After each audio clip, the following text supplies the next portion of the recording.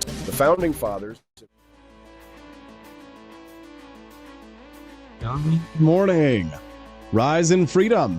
I'm Austin Peterson. You're watching and listening to the Wake Up America show on the 4 Liberty Network. Today is Wednesday, the 18th of September. It's a beautiful mid-Missouri morning where I'm at. How is it where you are?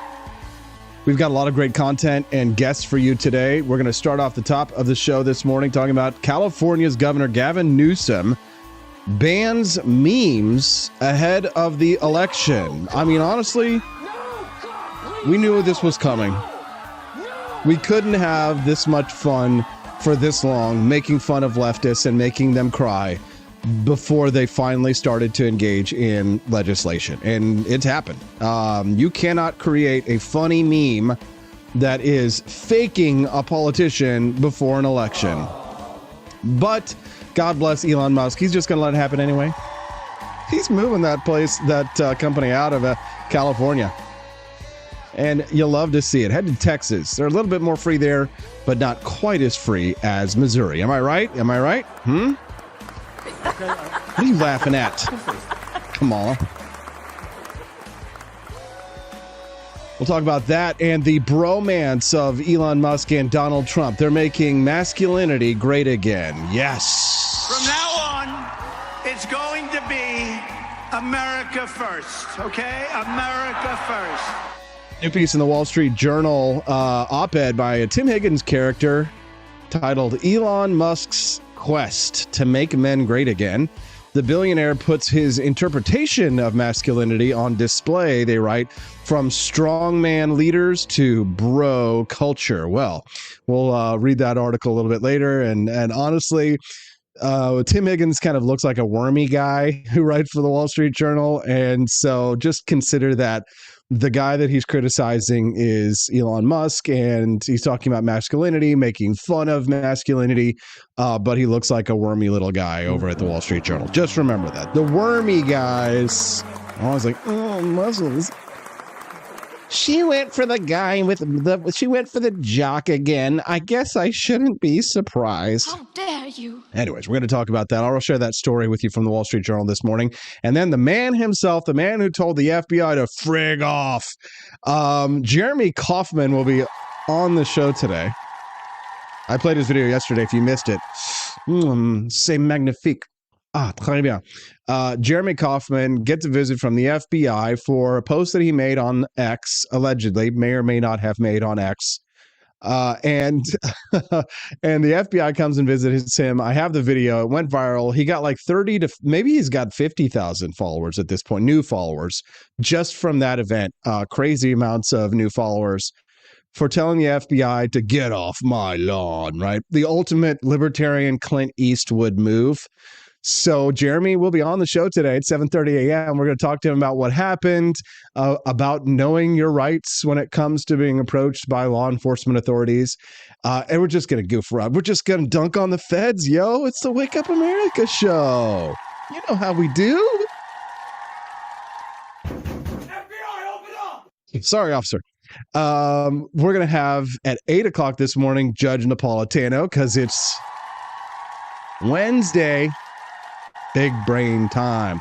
And the judge will join us to discuss the psychosis of the Ukraine shooter. Trump derangement syndrome level 10, the would-be assassin of Donald Trump, who failed to get himself killed in Ukraine, and so came back to the United States to try and recruit people to go and fight in Ukraine. They thought he was crazy. They sent him home.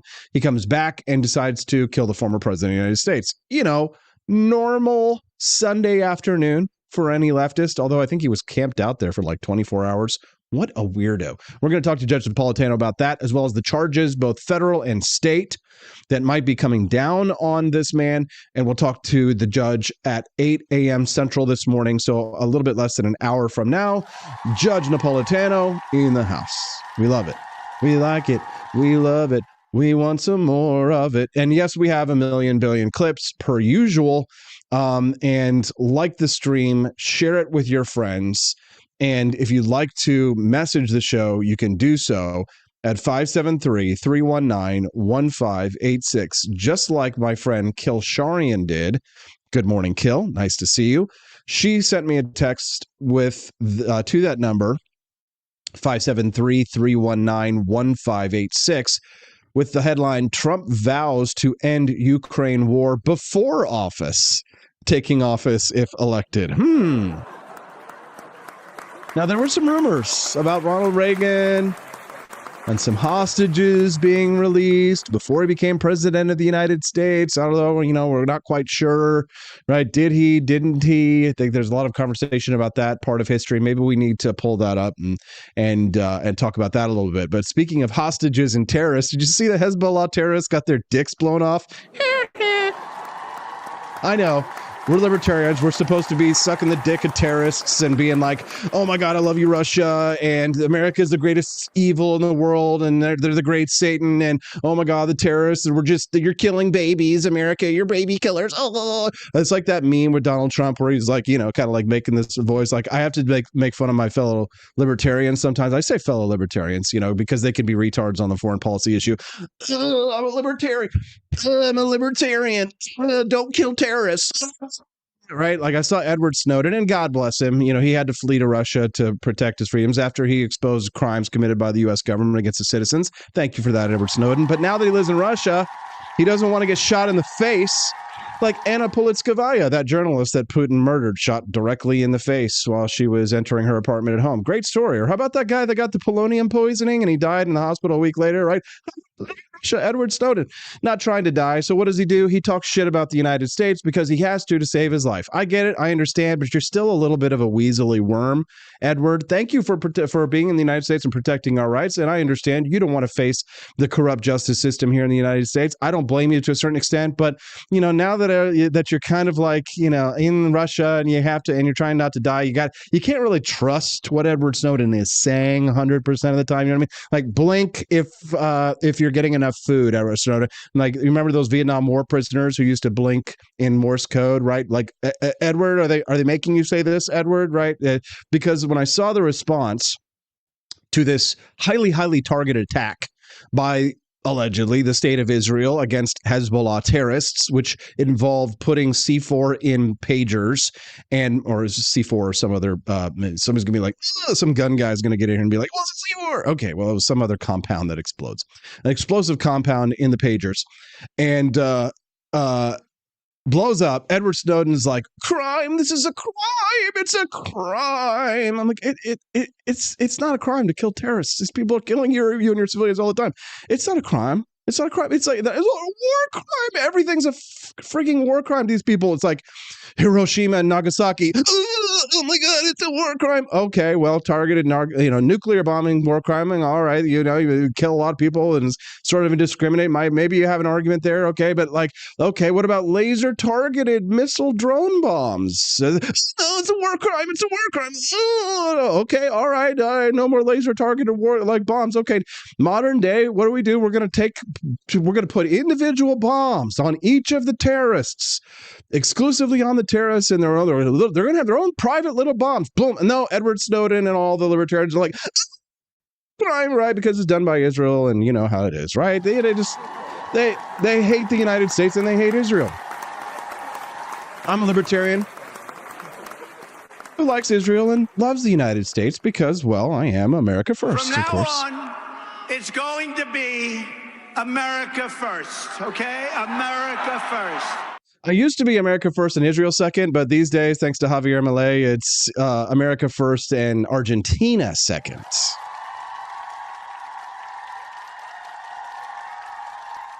There we go. And I like Mexico too. Okay, I know. Lots of beaches and beautiful scuba dives. If you'd like to send us a text, you can.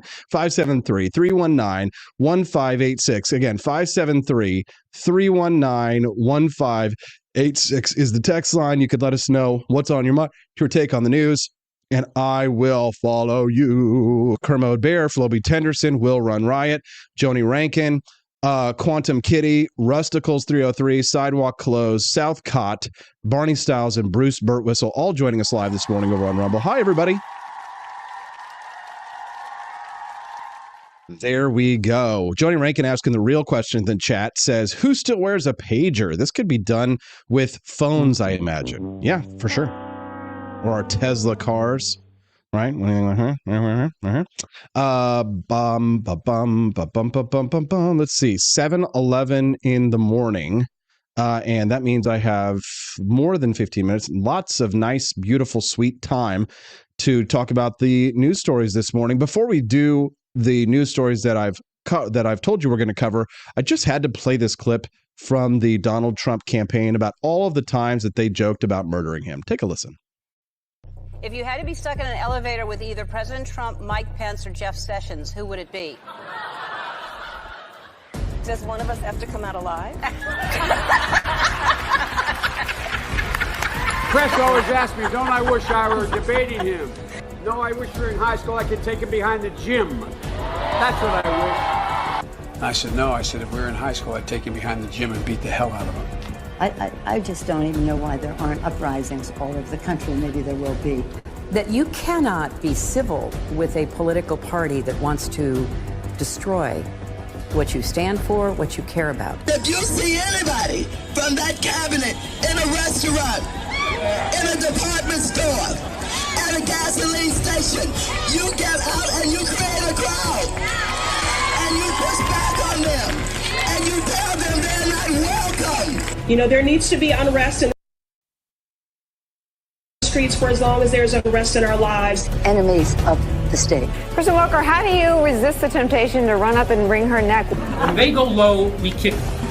Please, get up in the face of some Congress people. Yes, I have thought an awful lot about blowing up the White House.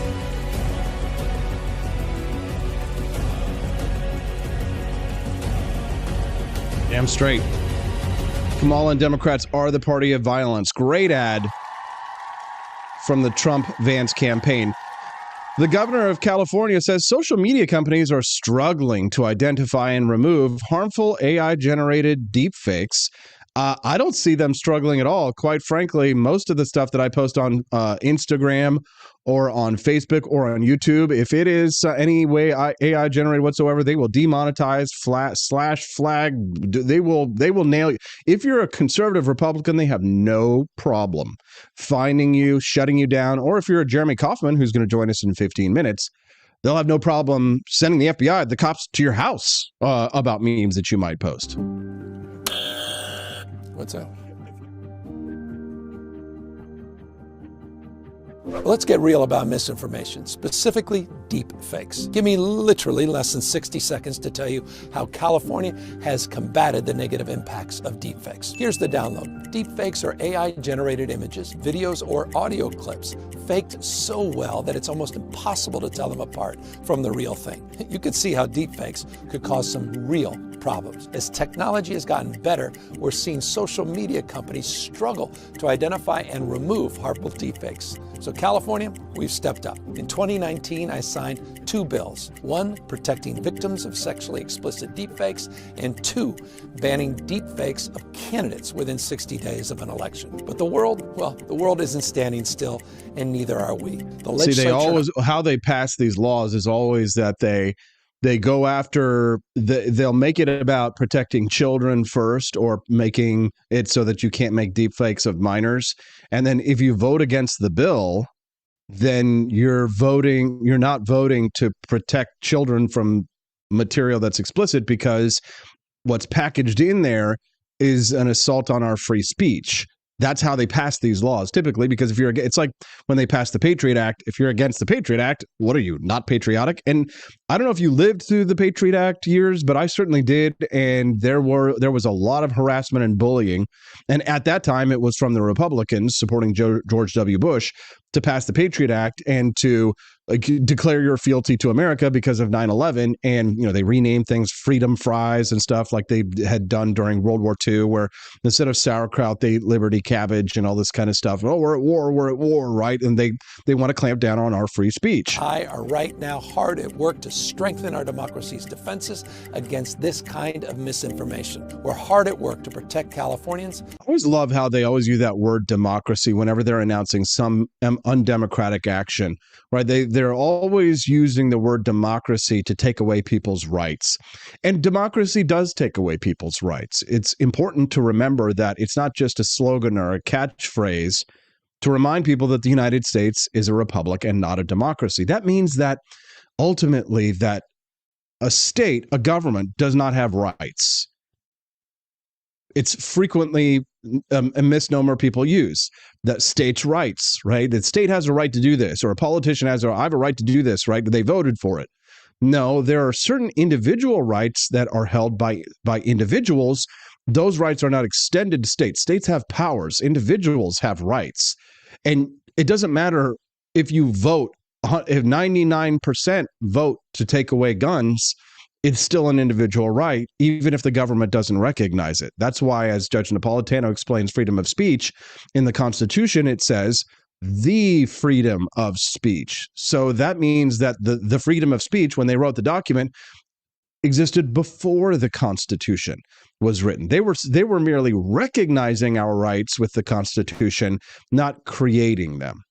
And their literal image. As technology evolves, we're not slowing down to make sure Californians are further protected.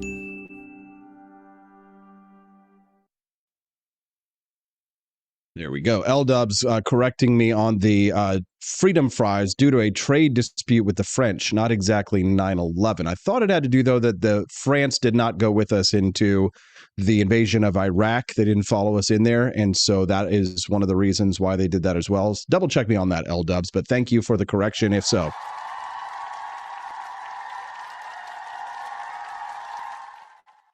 There you go. Elon Musk posted this in response to Gavin Newsom, saying the governor of California just made this parody video illegal in violation of the Constitution of the United States. Would be a shame if it went viral. We all remember this one. I, Kamala Harris, and your Democrat candidate for president. Now, this is a deep fake. This is what Gavin Newsom wants to ban. Because Joe Biden finally exposed his senility at the debate. Thanks, Joe. I was selected because I am the ultimate diversity hire. I'm both a woman and a person of color. So if you criticize anything I say, you're both sexist and racist. I may not know the first thing about running the country, but remember, that's a good thing if you're a deep state puppet. I had 4 years under the tutelage of the ultimate deep state puppet, a wonderful mentor, Joe Biden. Joe taught me rule number 1, carefully hide your total incompetence. I take insignificant things and I discuss them as if they're significant. And I believe that exploring the significance of the insignificant is in itself significant. Talking about the significance of the passage of time, right? The significance of the passage of time. So when you think about it, there is great significance to the passage of time, and there is such great significance to the passage of time. Another trick. That's real, right? So they've mixed the deep fake with the real video. Just trying to sound black.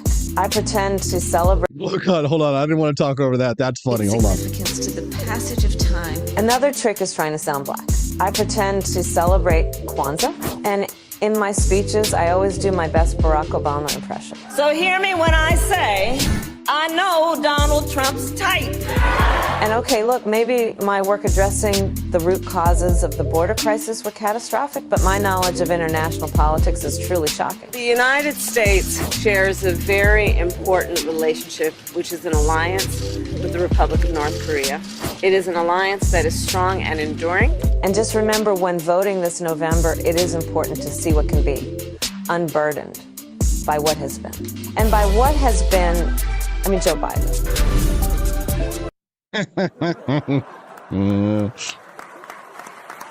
So this is what they want to ban. You know what it reminds me of a little bit? Do you guys remember Beto O'Rourke from Texas? Might still be trying to run for governor of Texas down there. Beto O'Rourke and his quote, powerful memes. Here it is. Beto O'Rourke, powerful memes.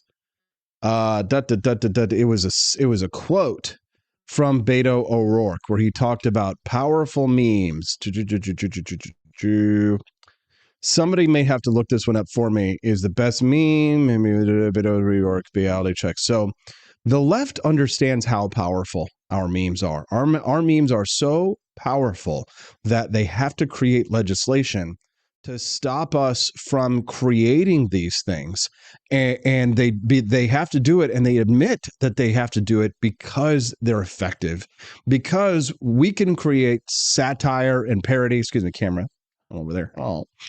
We can create satire and parody better than the left can about our candidates. When's the last time that you saw a Saturday Night Live segment that was funny, that was making fun of Donald Trump? That was funny. Right? That was actually funny. The last time that that I saw some segment on SNL that was funny that had something to do with Donald Trump was, I think, back in 2016 when Tom Hanks appeared on the show and was on like Black People Jeopardy, and he was wearing a MAGA hat and he was like getting along with all the black people on the set, and it was kind of funny, right? That was the last, but they weren't like making fun of Trump. So the left can't meme. This is a joke, but it's also true because they've got that puritanical stick so far up their butt these days that they cannot tolerate humor. They cannot tolerate the assault of laughter because they know that they cannot withstand the blows. It's the emperor wears no clothes. And when we make satire parody, when the Babylon Bee, for example, is doing its thing, they have to ban that, right? He's essentially, Gavin Newsom is banning the business model of the Babylon Bee. I love this parody. If Gavin Newsom hates parody so much, how does he handle this guy making fun of him? A message from the 40th governor of California. What's up, guys? It's your lovin' Govin, here to drop some about Prop 83. Prop 83 is a spending bill designed to make new investments in a freaking butt ton of underfunded sectors in our great state, like renewable energy. Cali leads the nation's solar power, which is rad. But what about lunar power? I believe the moon is capable of so much more than just controlling your Aunt Diane's ovulation cycle. Ooh, take it. Thank you. Let's put the moon to work for us. You know we crush it when it comes to whatever drug laws, but Prop 83 hits different, allowing Californians to keep up to 7 ounces of hallucinogenic toad venom for personal use, plus 2 gallons of synthetic peyote and rando Guatemalan lab bought with crypto off the dark web. Bussin'. 83 also incentivizes the best and brightest in tech to live and work in Silicon Valley. That's Jimmy Kimmel there, and it goes on for another minute, but we don't need to see that. But yeah, banning that satire, banning that parody. And Jeremy Kauffman making posts on X gets a visit from the feds. Here's the video. Hey, how can I help you?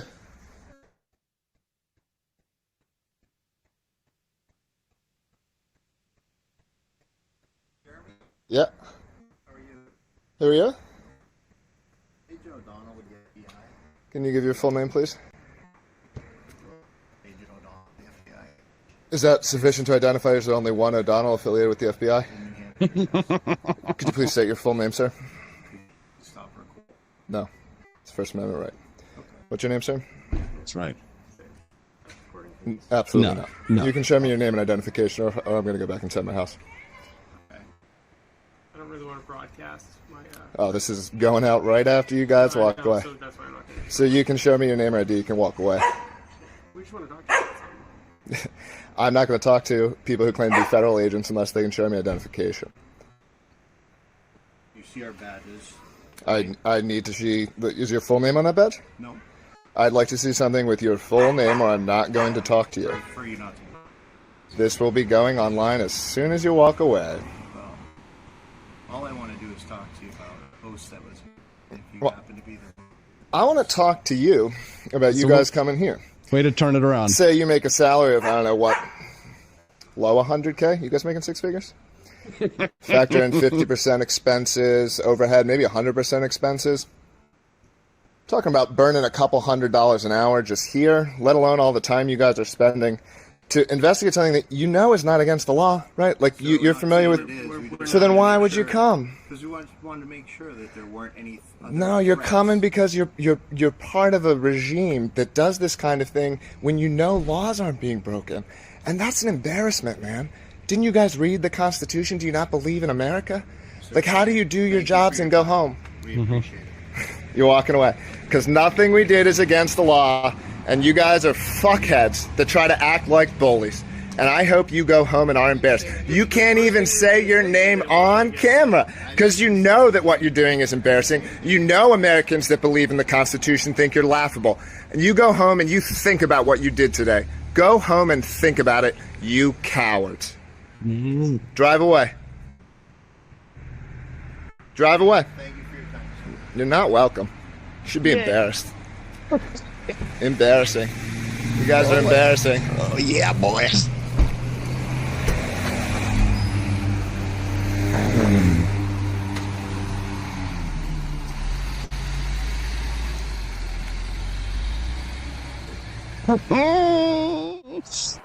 Oh, Jeremy. So there's good news and there's good news. Good news and there's bad news. Good news is that Jeremy Kauffman will be joining us here live in a little bit less than 5 minutes. And I'm sending him the link right now to join. We're going to have Jeremy on the... Oops. Wrong paste there. I sent him a picture of me and Nelson Otto on accident. Oops. I need to send him the Zoom link. But we're going to have Jeremy on the show in a little bit less than 5 minutes. Bad news is we haven't unlocked the bonus content yet. I know. Don't panic. We've still got an hour and a half left to go. If we hit the $60 Rumble Rant donation total, we will unlock today's bonus content. It's ripe. It's ready. She's waiting for you. So just unlock that bonus content. Make me feel good, okay? Can you bless me with something? Oh, gosh. Money-wise. Please. Can you suck it? What? Get those Rumble Rant donations in, or it's Halloween season, guys. It's time to head over to forlibertyshop.com and get yourself something nice in the Halloween collection for our patriotic Halloween fans at forlibertyshop.com. The number 4, forlibertyshop.com. Head on over to the shop, get yourself something nice, and every purchase that you make during the show counts towards the $60 total to unlock the bonus content. We have a clear, unbroken string of bonus content unlocks. Let's not let today be the first day that we don't hit the total. Then you don't have to watch commercials. Although today's commercials are revamped, revitalized, and brand new for you, mixed in with some old ones that you'll get to watch while I go get Jeremy Kauffman on the set. Don't go away. We'll be right back. Enjoy the new commercials that I produce. Get those Rumble Rant donations in and purchases so we don't have to watch commercials the next time before Judge Napolitano comes on at 8 a.m. Central. When we get back, it's the man who told the feds to frig off, Jeremy Kauffman, on the Wake Up America show on the For Liberty Network.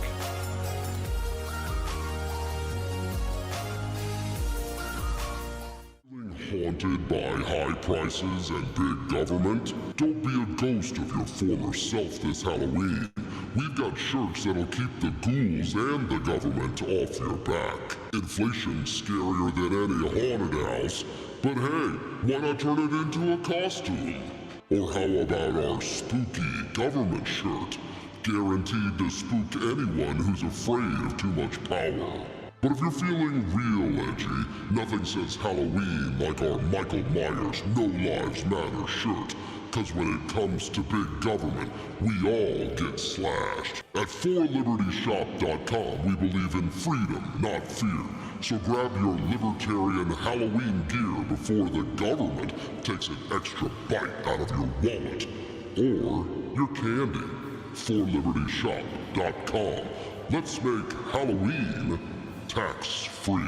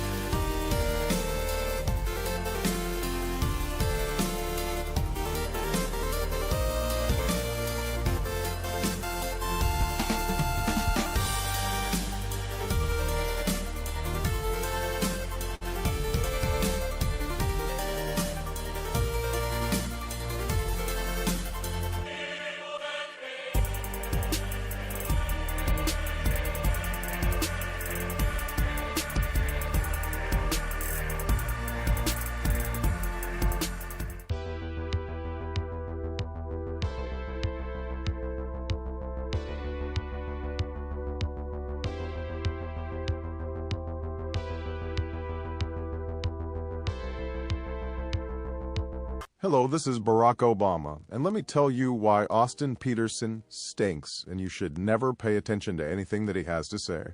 First of all, he's a libertarian, and we all know libertarians are idiots. They don't realize how important government is to everything that we do. I recently became aware that Austin has opened up a libertarian shop at apeforlibertyshop.com. Now, I'm asking you as a personal favor to me that you never ever visit apeforlibertyshop.com. With all of the great Liberty merchandise there, the last thing that we need to do is to get people spreading this message around the country, because then they might start thinking that they don't need government. And that's the last thing that good Democrats like us want. So if you love democracy, like me, and hate freedom, then don't visit AP for Liberty Shop. Like I said, whatever you do, do not visit aporlibertyshop.com. I'm Barack Obama, and I approve this message.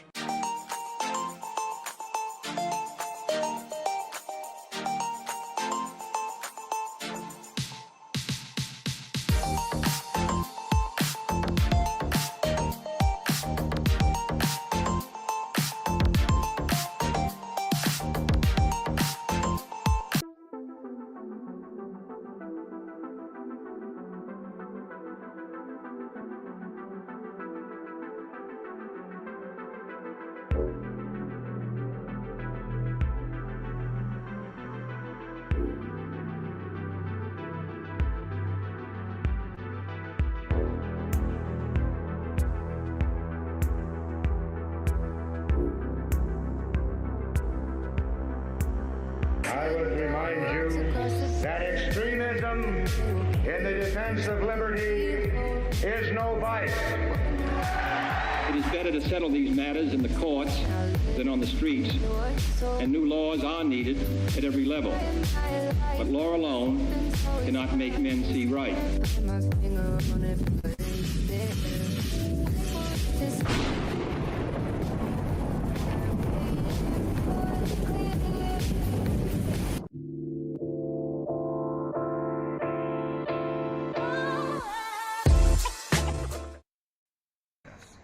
Could you please state your full name, sir? Could you please stop recording? No. It's First Amendment right. Okay. What's your name, sir? Could you stop recording, please? Absolutely not. You can show me your name and identification, or I'm going to go back inside my house. Okay. I don't really want to broadcast my...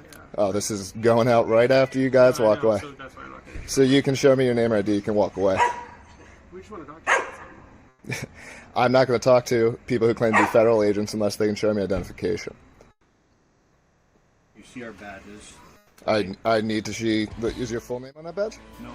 He's not going to talk to you unless you got your full badge and name. Full name and badge number, all of that stuff. Don't talk to cops. It's the Wake Up America show. Good morning. I'm Austin Peterson. We're all about economic freedom and personal liberty. On the personal liberty side of things, it's a good idea to know your rights. Most countries don't have a constitution like that of the United States. You can't just tell a cop like them to frig off. But my next guest did. He's a libertarian from the state of New Hampshire. Quite controversial character, enough to get a visit from the feds. But let's talk about what it was that made the regime so angry. Joining us live right now from New Hampshire, I imagine, Jeremy Kaufman on the show. Jeremy, good morning. It's been an exciting 48 hours for you, I imagine. Yeah, it's great to be here. You know, and if I can help the right more broadly learn how to assert their rights in this way, I think that's great, because this is something I think the libertarians have been, libertarians have been ahead of the curve, right? One of the right-wing conservatives keeps saying, Ron Paul was right. They're learning that there is this system that's been weaponized against them, and that means you're gonna need to learn how to stand up for yourself. And that's something we have a culture of doing here in the libertarian movement in New Hampshire. Jeremy, did you know that those feds were coming to visit you? I've got so many questions. It appeared as if you were kind of anticipating their arrival. And then what did you say or do you think, that caused you to get that visit from the feds? So my neighbor, who is also politically aligned with me, tends to keep a good watch on the neighborhood. And he let me know that there there were some people outside my house. I'm always ready to record. I'm kind of a talker, so I'm also just kind of good, on my feet. I think that it's a mistake for us to be doing their job in speculating why they were there, because they didn't say why they were there. Okay. And so to me, they want to be creating this sort of chilling effect where you never know if you're going to get a knock on the door. And so I think it's important that they need to be the ones. And so your journalists and reporters and so on need to go and ask the FBI and say, why are you going and knocking on people's houses? But I mean, I do get a little bit spicy, both under my own name, Jeremy Kaufman on X, as well as, I post on some brand accounts as well. But we don't know specifically why they were there, because they didn't say. They didn't say why they were there. They didn't say who they were. They didn't show you any identification with their names. I mean, don't they have to? I mean, if they want to talk to you, they have to identify themselves, correct?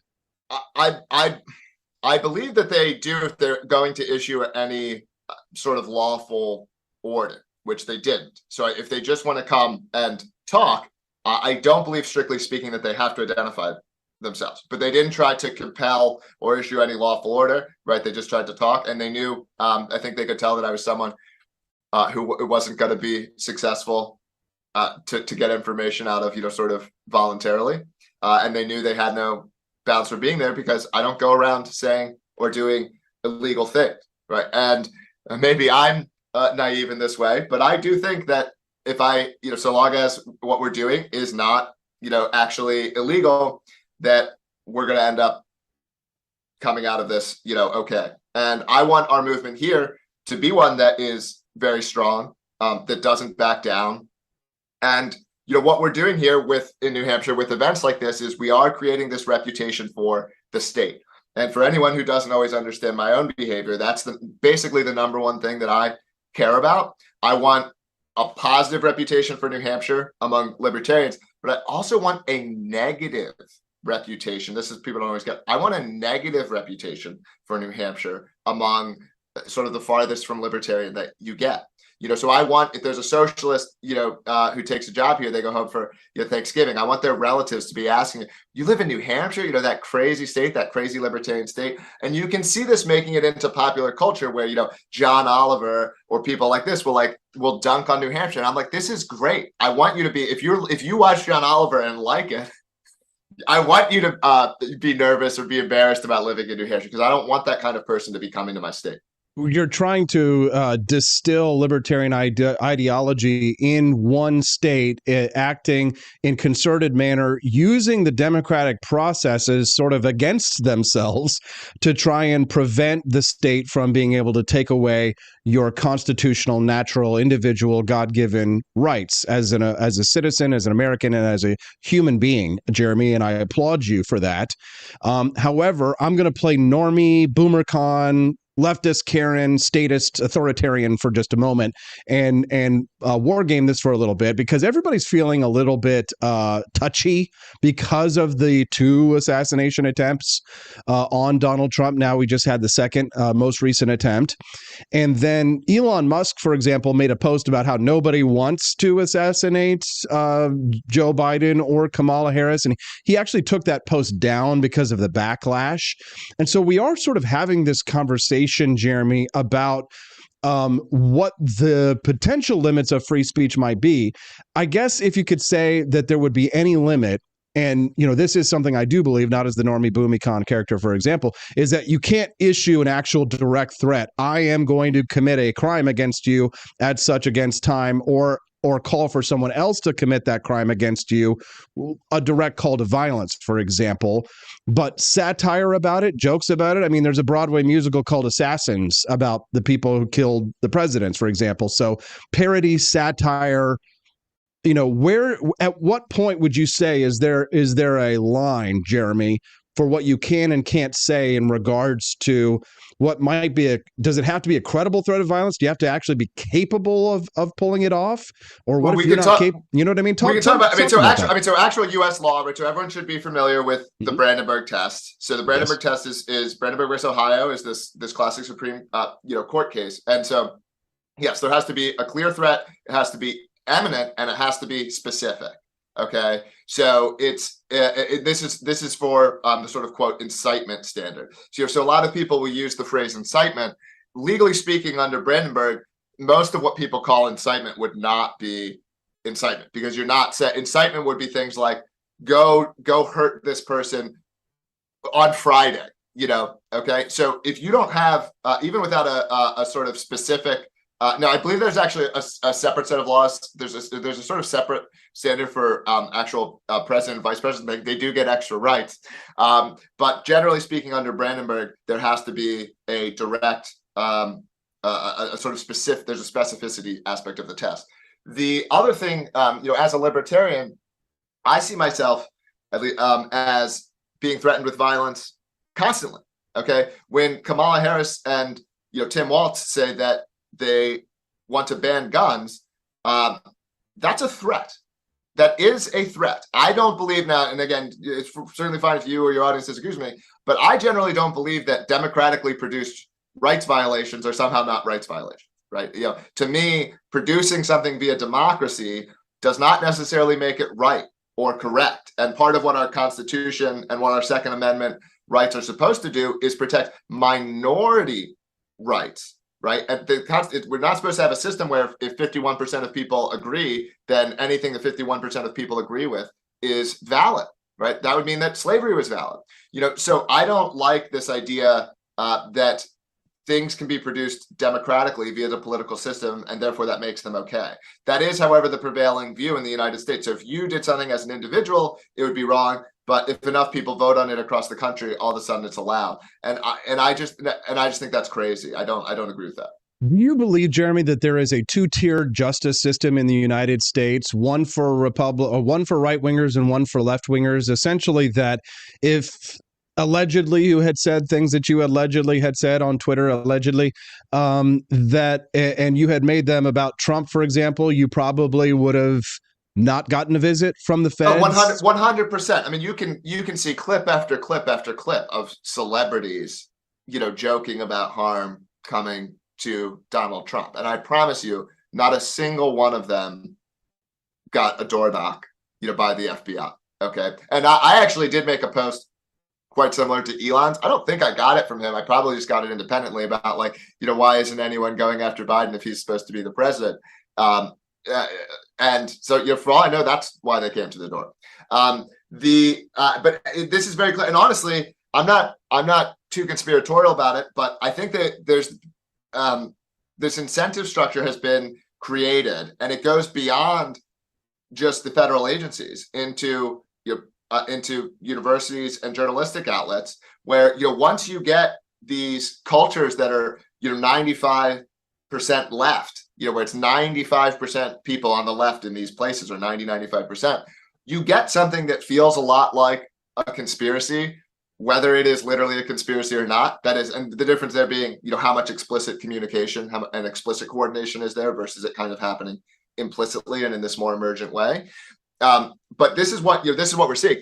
None of the press covered the visit to my house. Only the quote right-wing media will cover it, but none of the centrist, and of course they're not centrist, right? Any media in the United States that is called quote centrist media is left-wing media.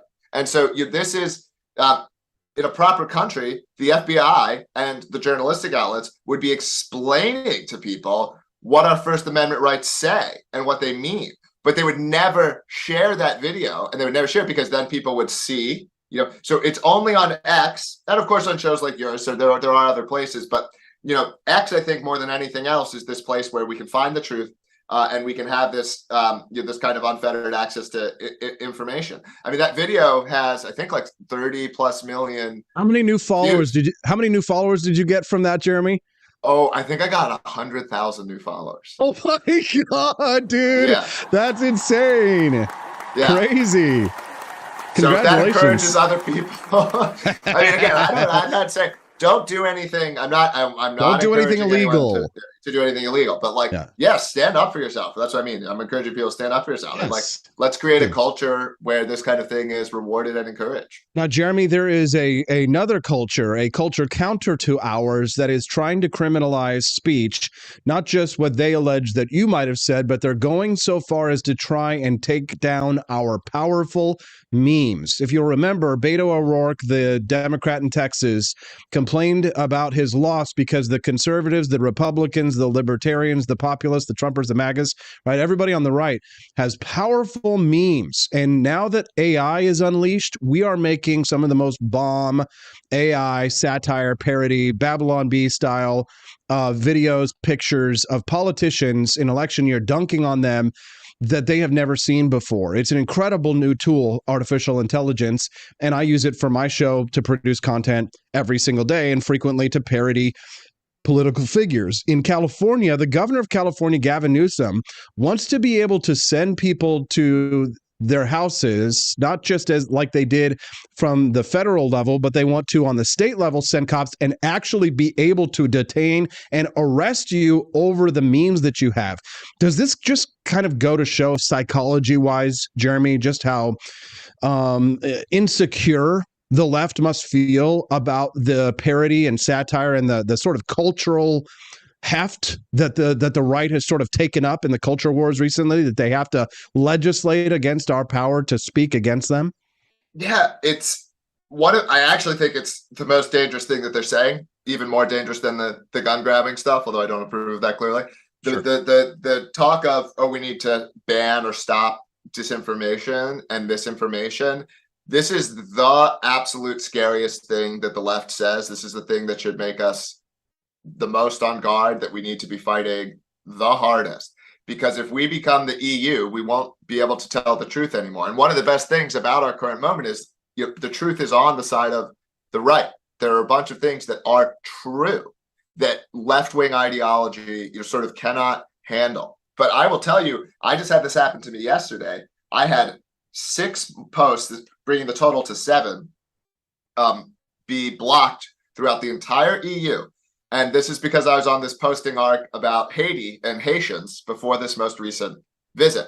But these were mostly factual posts, factual claims about Haiti, about how intelligent they are, about how violent they are. And these are factually true statements. And I'm not saying every Haitian, every statement I was making was correct, or at least defensively correct. And you're not allowed to access them in the European Union. So effectively, the official rule in the European Union is Haitians are identical to Europeans. There are no differences. There's no difference between an average Polish person and an average Haitian person. And if you were to suggest that there's any difference between these two people, that's illegal.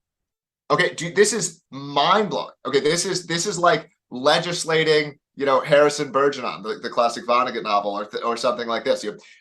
We're legislating blank slateism. Okay, we're saying that to deviate from the idea of blank slateism, that we're all born, completely identically and so on, is to be spreading misinformation, disinformation. This is, so far as I can tell, the evidence against blank slateism is one of the things that there's the most scientific evidence against. But this left-wing authoritarian psychology has to mandate everything being the same. Everyone needs to be the same. And so I'm probably more 50-50 on the tabula rasa question. Yeah, okay. Half nature, half nurture. No, but the Haitian thing, I'm not a determinist at all, but continue. Yeah.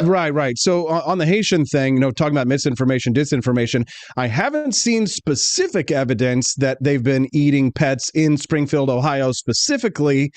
J.D. Vance, when he was confronted about it, they said to him, well, this doesn't appear to be true, but you spread it anyway because it's drawing attention to all of the actual problems that are being created by Haitian immigrants in that situation.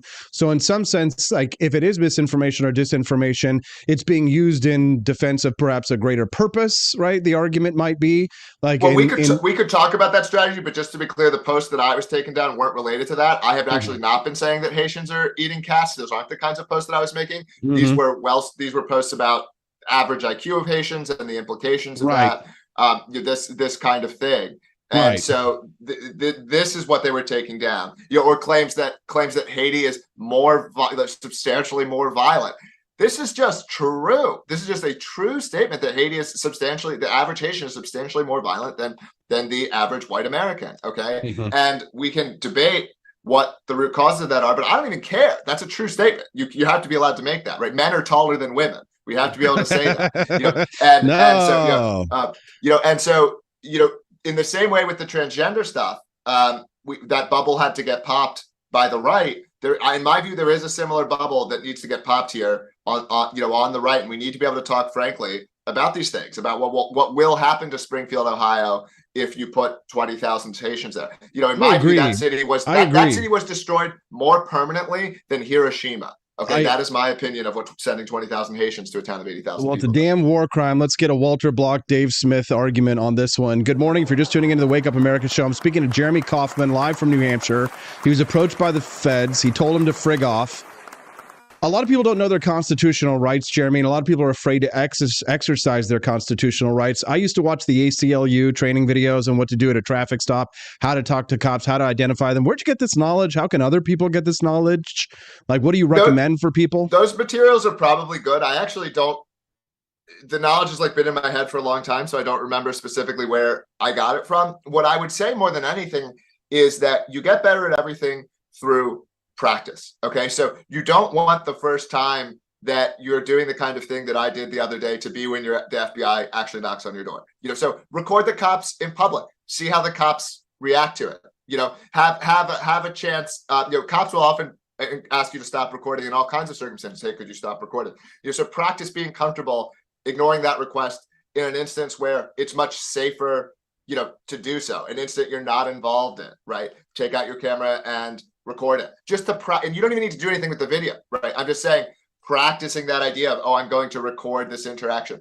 In one of the ones that was that I remember doing in the past. Well, there's two actually. One was a DUI checkpoint when I was young and I was in the passenger seat of the car with my parents actually, and I just refused to talk to the cops. I just refused to say a word. I just shook my head no. And he tried to get me to say anything, and I just refused. And the cop eventually stopped trying to talk to me. People just don't know if they could just keep their mouth shut. But there's something about a shiny badge and a gun that people just decide they just want to talk themselves into a jail cell, and they don't have to. Jeremy, this has been incredible to watch. I just checked your X, 163,000 followers on X. Remember, Jeremy, with great power comes great responsibility. We are excited to see what comes next for you, fighting for your rights. I can imagine you're going to be getting a lot more. Have you been getting a lot of interviews and interview requests since this happened too? Yeah, this is probably the most inbound. There's only maybe one or two other days in my life that would come close to this, and this might be the most. So yeah, it's been wild. I'm trying to make the most of it. But I'm very optimistic. I'm very optimistic about the future. It's encouraging that so much of the sort of conservative right, and I consider myself a right-wing libertarian, but not a conservative. And it's been cool to see so many, though I'm friendly, not anti-conservative, but it's been cool to see so much of people who I think 10 years ago, maybe wouldn't have been on my side on this, kind of getting a little bit more radical about what's been going on with the federal government and these agencies. So it's really been awesome. It's been very encouraging. I think Trump is probably what has woken them up, because they have seen how the government has treated Donald Trump.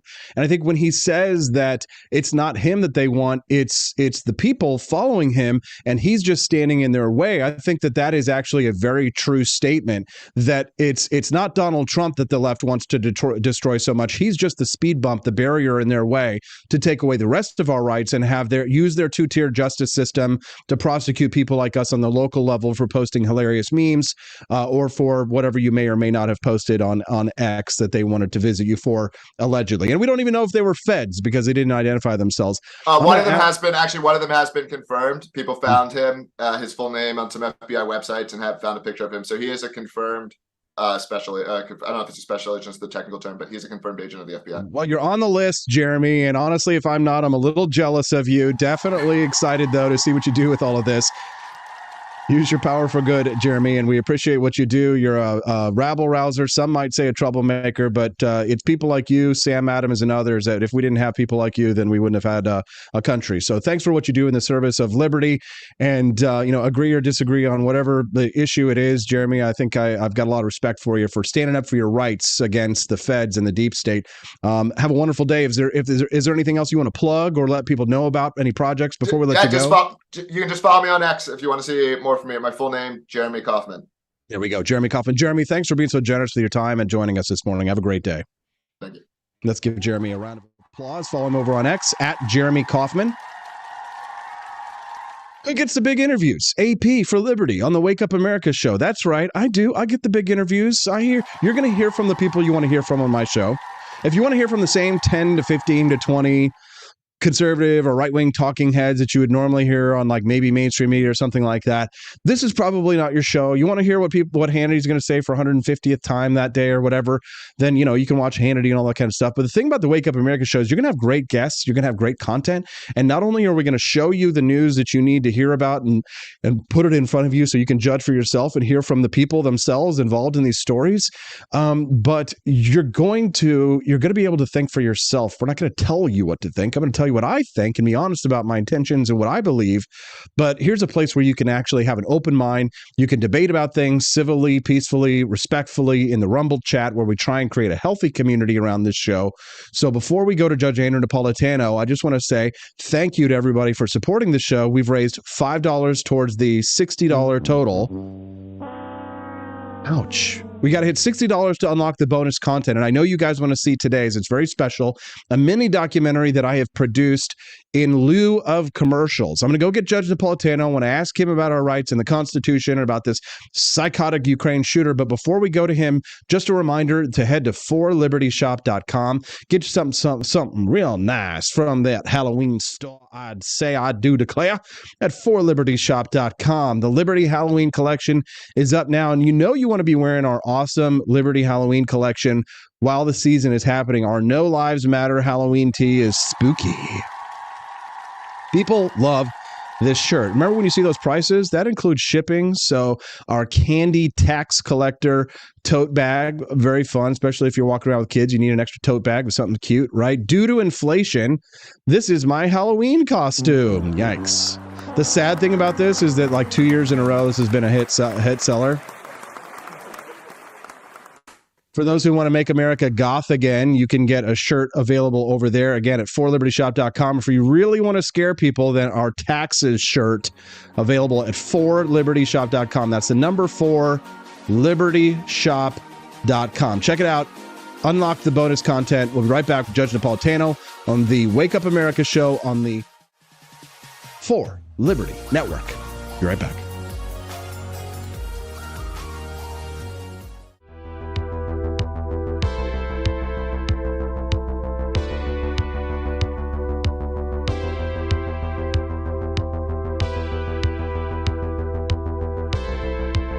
If there wasn't going to be somebody who was a fiery champion of liberty, somebody who would get out there and who would be aggressive, and if they wouldn't do it with more fire or passion than I had, then I would go and I would fight this battle for us. I've fought for the principles that we all share. Parties tend to be secondary to me. We're here because we believe in the principles of liberty. I am not a perfect messenger, but I think I'm a damn good one. This is a replica of our first president's flintlock pistol. You have my full support, my respect, and my gun.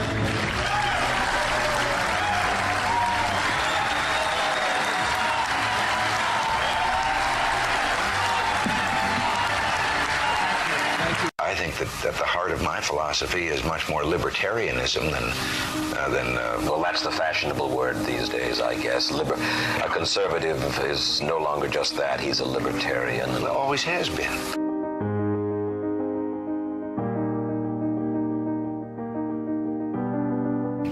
Yet any time you and I question the schemes of the do-gooders, we're denounced as being against their humanitarian goals. They say we're always against things, we're never for anything.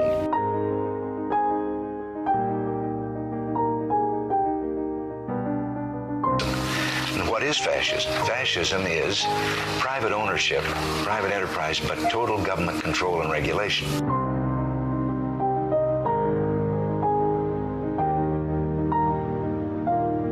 Well, the trouble with our liberal friends is not that they're ignorant. It's just that they know so much that isn't so.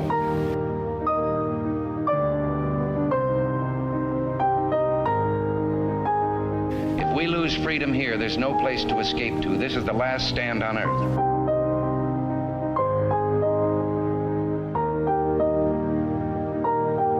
This is the issue of this election. Whether we believe in our capacity for self-government or whether we abandon the American Revolution and confess that a little intellectual elite in a far distant capital can plan our lives for us better than we can plan them ourselves.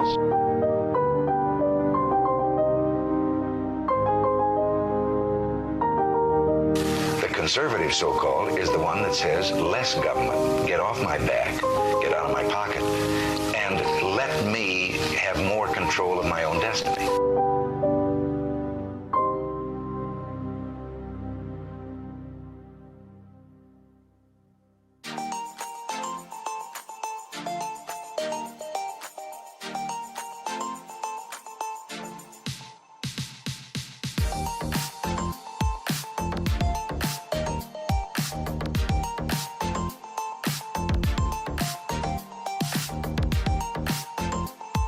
What would happen if I had to pick up the phone, call 911 for one of my family members or one of my neighbors? What would I do if no one was on the other end to respond? What if there was no 911?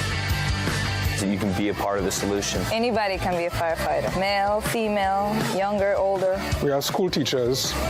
We have leaders in business. Is me, you, anyone that wants to be. There is no typical firefighter. Do you hate the deep state? Do you reject the Antichrist in all his ways? Do you believe that aliens controlled LBJ to assassinate John F. Kennedy? Did you know that the shot can put chemicals in you that will make you more sensitive to 5G? Do you love America? Do you want more freedom? Do you like smoking hot red-headed libertarians? Then the AP for Liberty shop is for you! Check out all the awesome new merch and have a happy new year! Fight the deep state, reject the Antichrist! Visit AP for Liberty shop and get your patriotic merchandise now, or the deep state wins!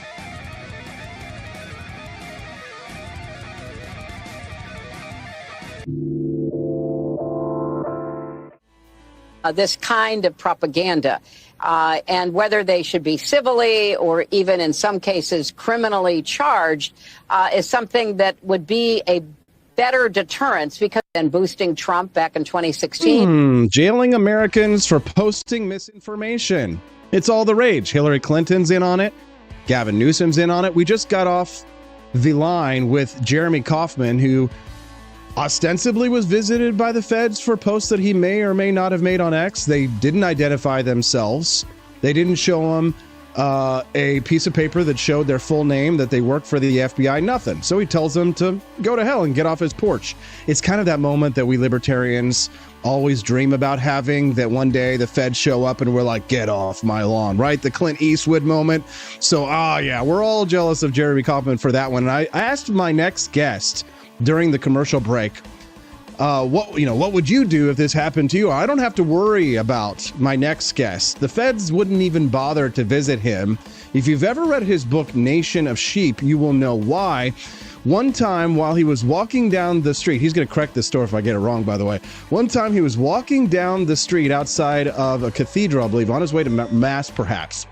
And a homeless, ostensibly looking person approached him and asked him if he wanted any drugs. And this person turned around and told them to go to hell. Then the guy flashes a badge and says, "Have a nice day, Your Honor." That's Judge Andrew Napolitano. All rise. Freedom fighter extraordinaire. Judge, you know that they wouldn't even show up at your door. They're definitely watching you, though, for sure. Good morning, Judge. Good morning, listen. That event occurred after I had left Mass at the Catholic Center at NYU right on Washington Square Park. And this bum was very, very persistent. And I used language to him, which I shouldn't have used, having just consumed the Blessed Sacrament. And then he turned over his lapel, and I saw NYPD lieutenant, very high ranking. The lieutenants don't do this stuff. Have a nice day, Your Honor. And I said, come here, I want to take a picture of the badge. And he bolted. And then I called the police commissioner, whom I knew, who claimed, oh, we have no record of this, Judge. I don't know who it was.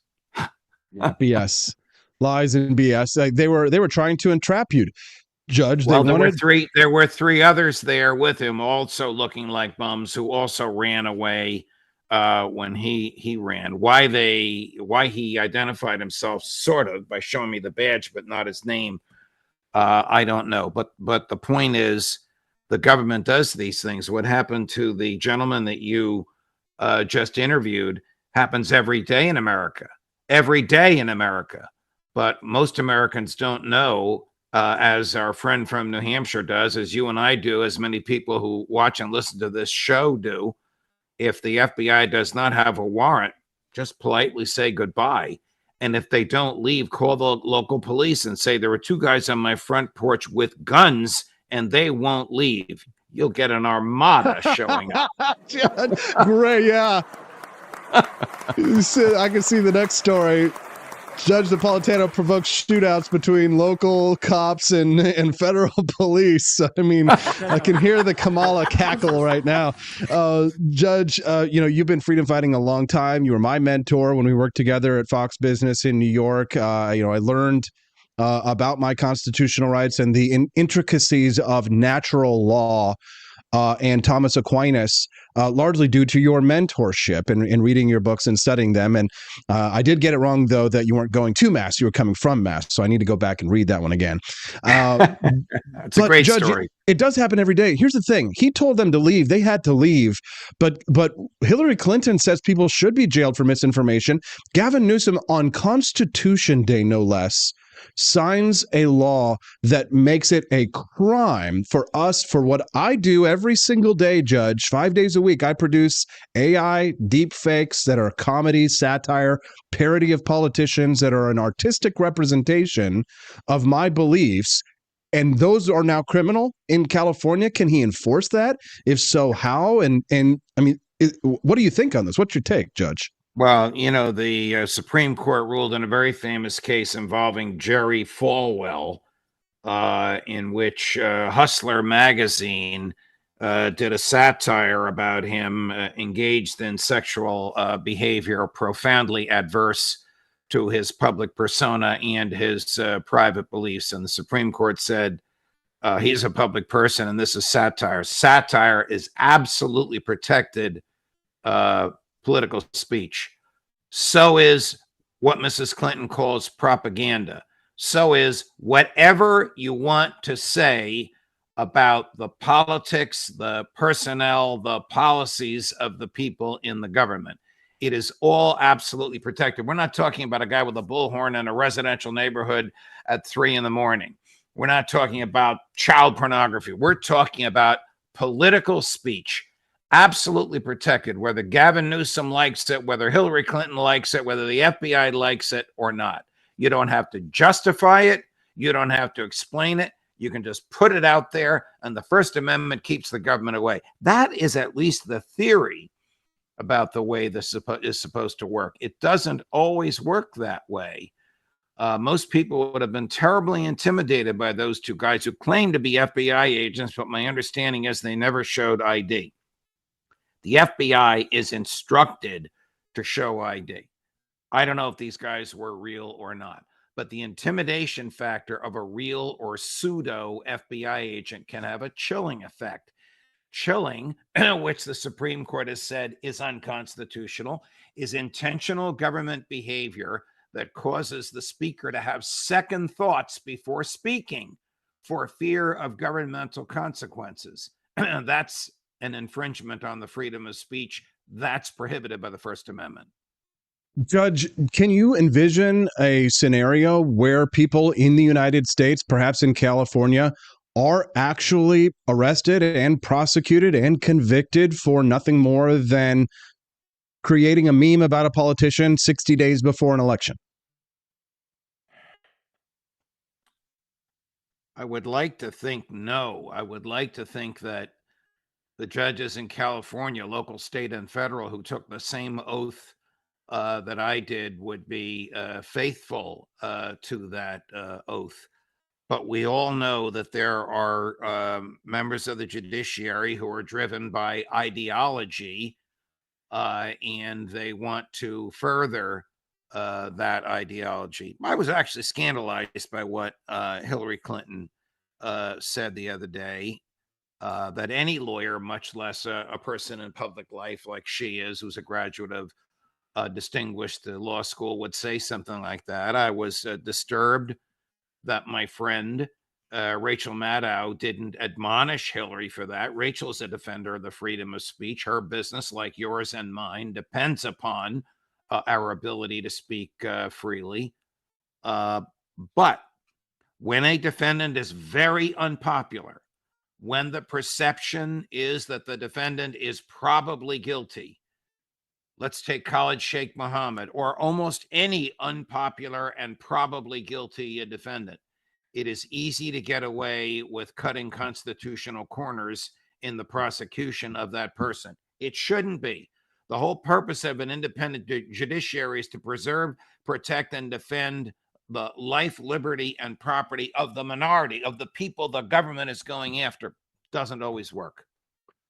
Judge, the man who was visited by the feds, Jeremy Kauffman, that I spoke to this morning, believes that if he were a leftist making these kinds of threats against Donald Trump, and this will be a good segue to talk about the would-be assassin, but he believes that if he were a leftist saying these things about Donald Trump, that there would have been no visit from the feds.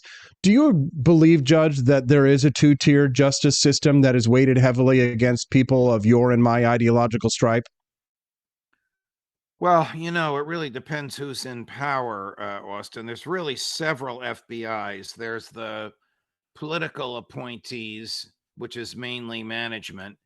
And then you have two classes of civil service protected agents, those that are totally apolitical and they just want to catch bank robbers and drug dealers, and those who are very political and want to use their gun and badge to further a political message. Almost anybody can get ensnared by somebody in that last category, which consists of liberal Democrats and conservative Republicans.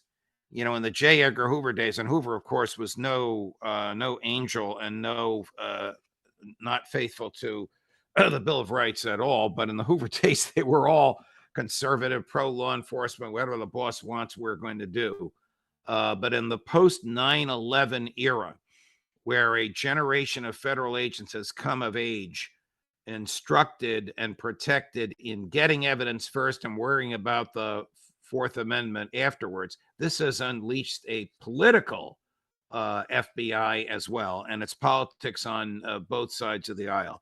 I dare say that if Trump is elected, and the anti-Chris Wray takes over the FBI, whoever that might be, you might very well see them pursuing people on the left. They shouldn't pursue anybody because of their political opinions. If you're just tuning into the Wake Up America show, I'm speaking to Judge Andrew Napolitano this morning, and we're talking about the freedom of speech under attack here in the United States. We're talking about a scenario in New Hampshire where Jeremy Kauffman, who we spoke to earlier, was approached by the feds who did not identify themselves with their full names and who he told to get off his lawn. Judge, do the feds have a requirement to identify themselves fully if they approach you in such a way, in the manner that they did? When they're not undercover, yes, they do. When you ask them for their ID, they're supposed to show it to you. Every time I've dealt with the FBI, they've handed me a business card.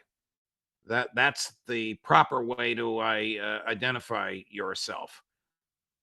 They are supposed to identify themselves. That's why I am curious as to whether these guys really were FBI. They were very proper. I mean, unless the FBI is going to arrest you, or unless the FBI is undercover, they are taught to be gentlemen and gentlewomen in the way they deal with the public. It doesn't always come off that way, but they are taught to be that way. Judge, now that we've been having these discussions about what's free speech and what's not free speech, I think that we both know that making an actual direct impending threat to life or liberty crosses the line and could be punishable behavior. It's not free speech to say, I'm going to murder you, or we should murder you we're going to murder you tomorrow at this point, and everybody should gather there and do that. There's this test, and I forget the name of it, for what constitutes an actual threat. It has to be impending. I believe you're the lawyer. You'll have to clarify that for us here when I finish this question. But this Ukraine obsessed shooter, from a psychological perspective, it sounds as if he has drank the Kool-Aid, I guess you might say, that the propaganda that the mainstream media posts about the content that the left produces on a daily basis. Your friend Rachel Maddow, I might say forever, not my friend, posts has deranged citizens of the United States. I mean, when we talk about propaganda being free speech at some point in time, I almost disagree, because if it's created by the government, it's created with our tax dollars. They're brainwashing us, literally, right? It's like, it's one thing if you have Russia, for example, spending money in the United States trying to, brainwash American citizens in one way. Maybe it works, maybe it doesn't. There's a whole new level of problematic when it comes to the feds creating propaganda and disseminating it here in the United States, because, well, I guess I would just ask you, do you believe that he is the product of the leftist and pro-government, pro-Ukraine propaganda that most people are consuming on a daily basis through the mainstream media? Talk to me about the psychology. Short answer is yes, I do believe that. I don't know that much about him other than what is in the media. I once had a public debate with, of all people, Justice Antonin Scalia. It was during an hour-and-a-half program in which I was interviewing him at the Brooklyn Academy of Music shortly after you left Fox for greener pastures. And we argued over whether or not the government has the freedom of speech. And I argued it absolutely does not have the freedom of speech. Freedom of speech is a natural right, and the government is not a naturally existing a creature. He took the other position that the government can correct people, can inform people, and has to have the freedom of speech in order to do that. The propaganda machine that Hillary is complaining about she should be complaining about the government, because it's the greatest propagandist around here. And it does give people, sort of a warped view. I mean, did this guy want to kill Donald Trump because Trump wants to end the war in Ukraine? I mean, how warped is that? I suppose that's the theory that is coming out from the evidence that the government is leaking. That's another thing. The government leaks evidence that makes it look good and its adversaries look bad. Who knows if there's other evidence that the government is not leaking? But Austin, there are very few people in public life who believe that the Bill of Rights means what it says. The closest person I can think of is Justice Neil Gorsuch. And before that, on the other end of the spectrum, Justice William O. Douglas.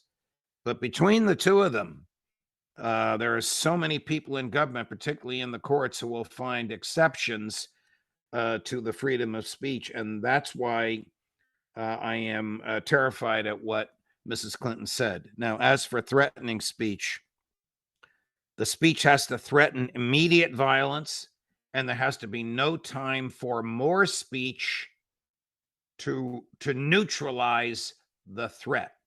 That's called the Brandenburg test. In the old days, there had to be the present apparent ability to harm. So if I said to you, Austin, I'm going to kill you, you're in St. Louis, I'm in New Jersey, it's not possible for me to do it. The threat is not a crime. Today, that threat can be a crime unless there is time for someone else to neutralize the threat before the harm comes about. Another way to look at this is the only speech that's protected is ineffective speech, because if it were effective, if I say to a gang of people with pitchforks, there's Hillary, let's get her. If it's effective, they go after her and can be prosecuted. if there's time for more speech, not necessarily the utterance of more speech, but time for more speech before the mob goes after her, then my speech is protected. Does the president of the United States, though, have some special extra protections that supersede the Brandenburg test? Well, the president of the United States is a public person, much as you have become because of the success of your program, much as a baseball player is, much as a movie star is, much as a politician is. And public persons don't have more protection. It's just more difficult for them to sue anyone because of the Sullivan test, which says that a public person can only bring a libel case or defamation case if they can show knowledge of falsity or reckless disregard. The president of the United States probably couldn't sue anybody because his megaphone is so big. It's much bigger than whatever his adversaries are. So if I say Joe Biden has sex with a duck, he probably can't sue me because his megaphone to degrade me and to deny the statement is much greater than anyone I could have. The courts wouldn't even bother entertaining the case. Judge, the left seems to find a very special case in Donald Trump to single out for hatred, for ire, for disgust. Maybe it's because he had the audacity to beat Hillary Clinton, who was their chosen nominee. But there does appear to be something of a Trump derangement syndrome that exists in people who are unable to be impartial when they consider Donald Trump or what he did in his time as president of the United States. You simply mention his name and you'll have Rick Wilson or many of these former neocons who they're upset with him perhaps because of his inability to, or his lack of a desire to get involved in every war that's ever come about, right? The Mitt Romney types and the Never Trump neocons, they're triggered by Trump's lack of bloodthirst, if you will. The left is triggered by him because, fascinatingly enough, Judge, he's the most liberal Republican we've ever seen on social issues. His party got rid of the abortion plank in the Republican Party, for goodness sakes.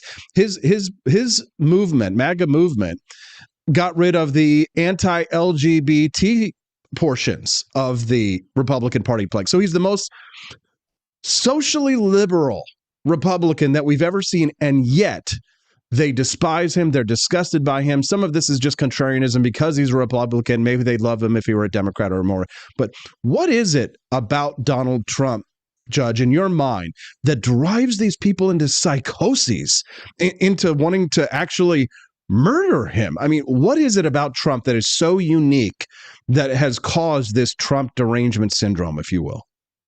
Well, you know, I'm a lawyer, a judge, and a legal scholar, former judge. I'm not a psychiatrist, so I can't dig too deeply in what it is about these people. But let me say first, hate speech is protected speech, whether it's Donald Trump hating immigrants or the perception of him hating immigrants, or whether it's rational people or irrational people hating Donald Trump, and the hatred is articulated. Hate speech is absolutely protected speech, especially when it's in the political arena. Why do they hate him? I think they hate him because they perceive him as being an arrogant narcissist who thinks he's superhuman and has never admitted he's wrong. That's probably a personality thing. What you've articulated about his politics is absolutely fascinating. I mean, he has succeeded in doing what no Republican president has done, taking the pro-life plank out of the Republican platform. And he sometimes frustrates even his friends. Yesterday, he came out in favor of SALT. SALT is the state and local tax deduction, which is a big deal here in the Northeast because our state and local taxes are so high. He's now in favor of SALT, which is a Democratic position. And he didn't tell Mitch McConnell about this. The Republicans were about to vote on it the other day, and Rand Paul stood up and said, wait a minute, I think you better call Trump. He's now in favor of SALT. So he does do things not the way other politicians do. And it surprises and frustrates people, and it upsets the apple cart. Now, there's another class of people that hate him, and that's the deep state. They hate him for fear that he will undermine them by firing those that he can, by severely limiting their budget if he can, by prevent them from doing the things that they've gloried in doing, like fighting private wars and overthrowing governments. The Trump campaign is some of them who are a little more intellectual, Judge, are talking about this theory called the unitary executive theory, which is the idea that the president of the United States should have full control over all of the executive branch agencies, and that laws or rules which would protect federal employees from being fired by the president of the United States should be null and void. This would allow Donald Trump, if he's elected, to fire many of these bureaucrats who he didn't have the power or authority to do the first time. And so I'm curious, do you agree with the Trump campaign or the Trump policy platform in the concept of a unitary executive theory, giving the president the ability to fire any executive branch employee at will? I do. And I think Madison and Jefferson would have agreed as well. How can there be somebody working for the president who's adverse to the president? He is the chief executive officer, the chief law enforcement officer of the federal government, and he should be able to of the executive branch of the federal government, and he should be able to control what happens in the federal government. It's interesting, that theory, the unitary executive, was first articulated by a young White House lawyer in the Reagan years, who was my Princeton classmate and debate partner and fellow ROTC Fort Knox, Kentucky member, who now sits on the Supreme Court of the United States, Sam Alito. The argument that everybody in the executive branch works for the government. Now, here's the issue with that. The issue is in the Justice Department, which since 1875, when it was created, has always had a measure of independence, so that the career DOJ lawyers, not the political appointees, would be making decisions as to who should be prosecuted, and they would theoretically be neutral decisions. Trump's argument is many of those career DOJ lawyers hate me and wouldn't do what I wanted done. And how can I run the executive branch of the government if I can't control the people that work for me? The other argument is if the president could control all prosecutions, then only his political opponents would be prosecuted. You know, so Judge, there's a tension there. And I don't think Donald Trump, even if elected, will enjoy the ability to fire everybody, because this would require a radical change in the civil service laws, which would require 60 votes in the Senate and probably approval by the Supreme Court. I don't think that could happen in 4 years. Judge, how many shows are you going to go on today that are going to ask you about unitary executive theory? Just one. Just one. My favorite hit of the week with one of my favorite people on the planet, the new daddy. How is being a daddy coming? You look a little better rested today than the past 5 or 6 Wednesday mornings, if you don't mind me saying. No, it's okay. It is the sleep schedule was really rough for a little while, but I'm starting to finally settle into something. I couldn't do it without my wife, of course, because she takes on so much of the burden of child rearing. I do change diapers and step in and feed her and do my daddy duties, but I'll tell you, I can't imagine what single parents must face considering that. I'll give you new appreciation for people who have to do it alone. I would have no idea what I was doing if I had to do it alone. But I'll say this, Judge, that it gives you a perspective that I think is difficult to have if you don't have children, because you feel an investment in the future of the country, right? There's this sort of like the spirit of patriotism, if it didn't exist, probably would come out from someone who didn't, wasn't as much of an activist as I have been, just in the sense that now I have an interest in the outcome of this election. There's an urgency there that I feel that that was there before, just from my own zeal and passion for ideas and for politics and for the principles of liberty. But in considering what type of a culture will she be raised in a culture where people will tell her that, that her parents did not assign her the proper gender at birth? Will she be brainwashed at a university into dyeing her hair purple and becoming a Marxist, communist, leftist, and taught to hate us and her parents who love her and adore her? I consider the threats that are coming down the road, Judge, and I think, if anything, it's more coal in the engine for me to continue to fight for these principles. Not like I wasn't already, but there is a biological impact. There is something that happens that changes in you as a father. I think that it's very difficult to describe, but thank you for asking. That is at once a beautiful and a terrifying answer. I mean, I was raised by two kids in their early 20s, my mother and father, in the 1950s. My mother was a librarian. My father climbed telephone poles for the telephone company. I can't imagine that they had the worries and the fears that you have today. That's how society has so degraded itself. Well, you're a good man, you're a great man, and you'll be a wonderful father. One of these days, bring the baby in, or at least allow me somehow. Oh, we will. We're going to bring her. We're going to bring her to New York for sure, and DC, and I want her to be cultured and to experience the things I didn't get to experience. I grew up on a farm, of course, so.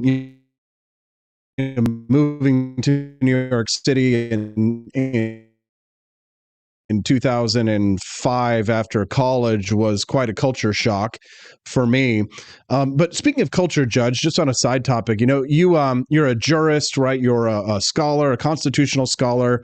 You're a podcaster. You have all this knowledge about foreign policy. And over the years, cultural questions are ones that you've sort of backed away from. But I wish you would talk about them more, just because you have such fascinating opinions and views on some of those cultural issues that I know you shy away from.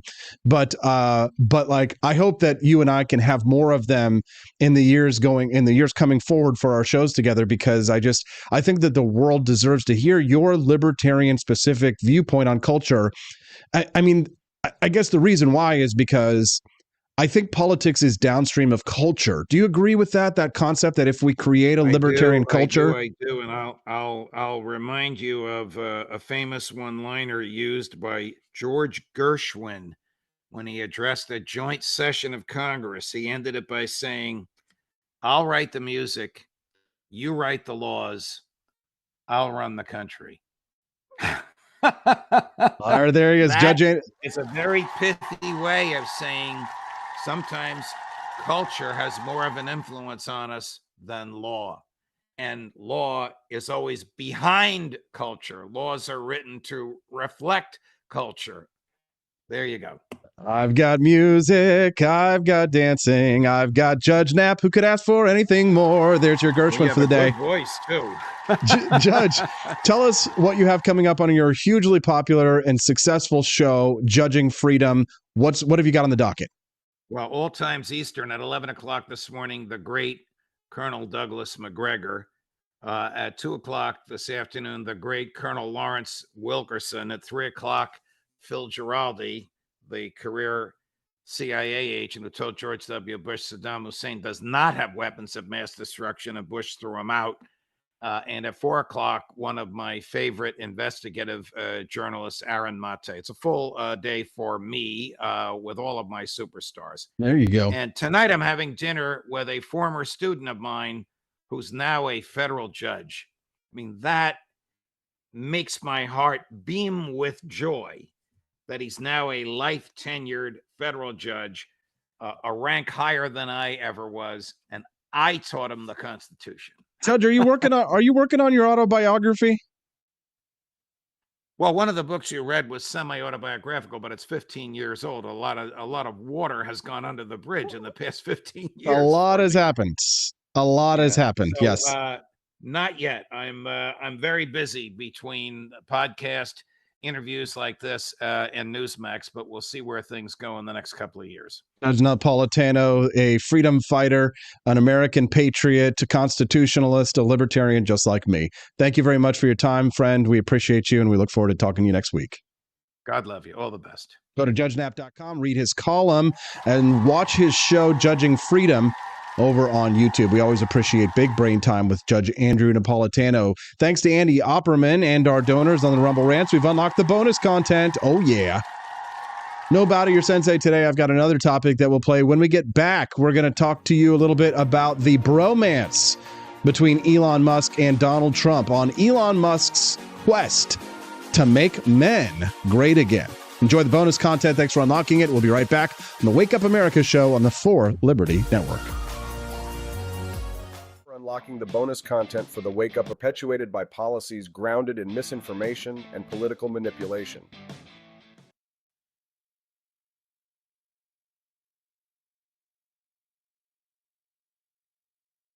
Haunted by high prices and big government? Don't be a ghost of your former self this Halloween.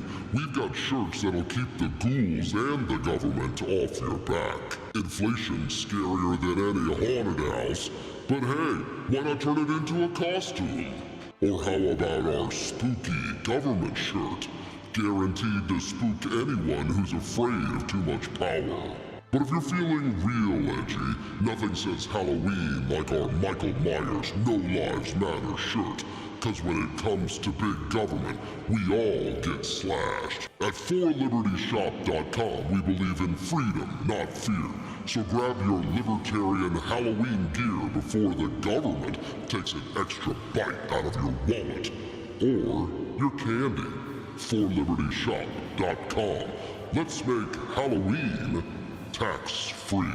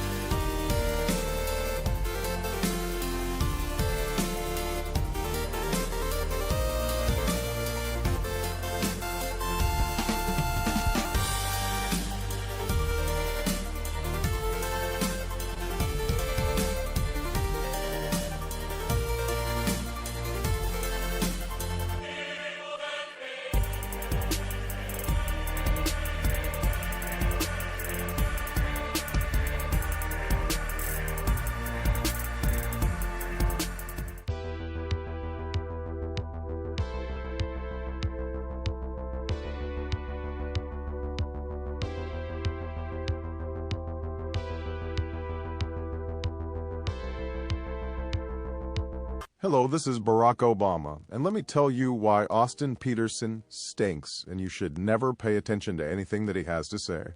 First of all, he's a libertarian, and we all know libertarians are idiots. They don't realize how important government is to everything that we do. I recently became aware that Austin has opened up a libertarian shop at apforlibertyshop.com.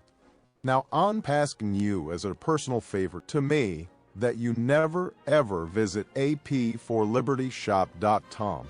With all of the great Liberty merchandise there, the last thing that we need to do is to get people spreading this message around the country, because then they might start thinking that they don't need government. And that's the last thing that good Democrats like us want. So if you love democracy, like me, and hate freedom, then don't visit AP for Liberty Shop. Like I said, whatever you do, do not visit apforlibertyshop.com. I'm Barack Obama, and I approve this message.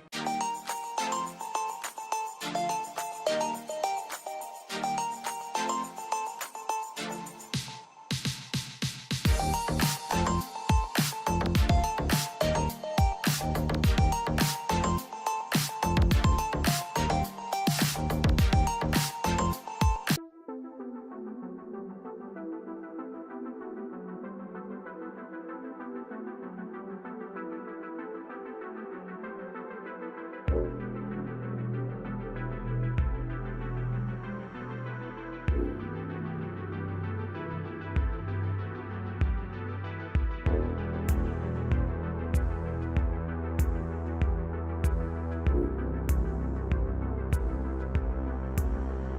would remind you that extremism in the defense of liberty is no vice.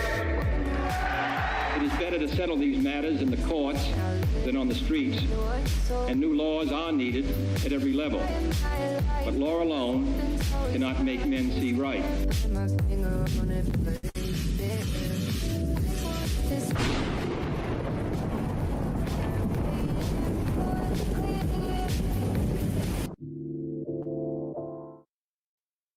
Laws and culture is 180 degrees different of what they're used to. And one of the things that I heard that bothered me very much, and I've actually had quite a few people contact me here lately, is some pretty horrid things occurring to domesticated animals in the neighborhood.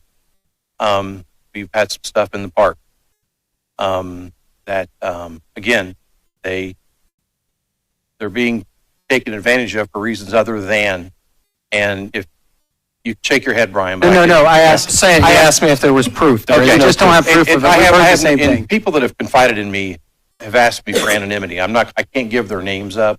I mean, we haven't seen the proof that you're telling me, and I've heard about it too. Yeah, laws and.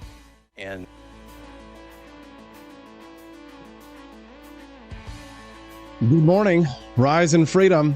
Maybe everybody's pets up here.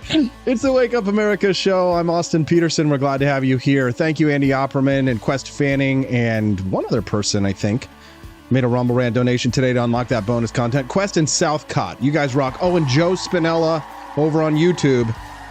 Won't forget Joe.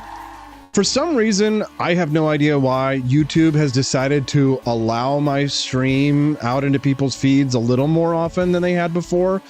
I thought I was under usually in election years, it's like, right? Like on Instagram, I'm like, you cannot say or do anything fun or funny.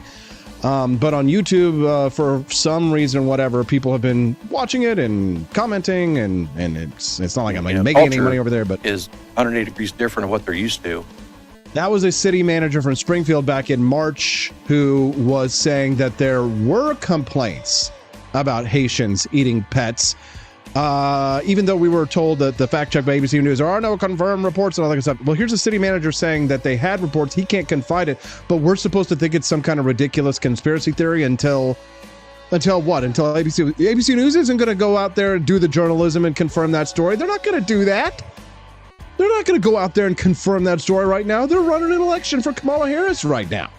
Anyways, let's get down to business. To defeat the Huns, time is racing toward us. It's time we've begun. You're a pale, pathetic lot, and you haven't got a clue. Mr. I'll make a man out of you. It's the Wake Up America show, and we're men. And some women.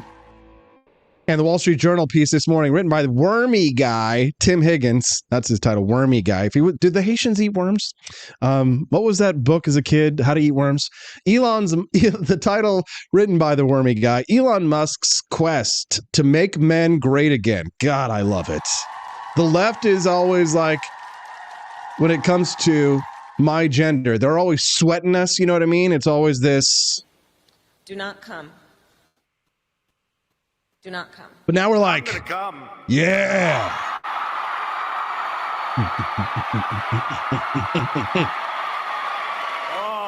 Oh, yes, we are going to come. Elon Musk is making things really clear, writes wormy guy Tim Higgins.